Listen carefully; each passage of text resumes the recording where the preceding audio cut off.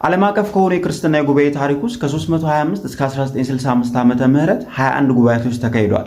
ከነዚህ ከ21 ጉባኤቶች ውስጥ ደግሞ የኢትዮጵያ ኦርቶዶክስ ተዋሕዶ ቤተክርስቲያንን ጨምሮ ኦሪየንታል ኦርቶዶክሶች ሶስቱን ጉባኤ ብቻ ይቀበላሉ።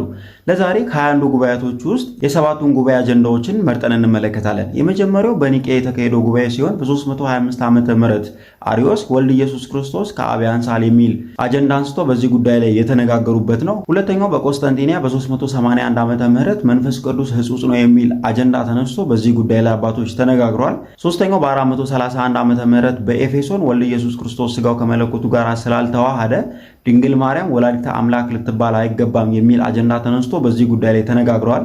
አራተኛው በኬልቄዶን በ451 ዓመተ ምህረት ወልድ ኢየሱስ ክርስቶስ ስጋው ከመለኮቱ ጋር አልተዋሃደም የሚል የኒስጥሮስን ሐሳብ አንስተው የተነጋገሩበትና ኦሪየንታሎች ደግሞ ወልድ ኢየሱስ ክርስቶስ ስጋው ከመለኮቱ ጋር ተዋህዷል የሚል የተዋህዶን እምነት ያጸኑበት ጉባኤ ነበረ።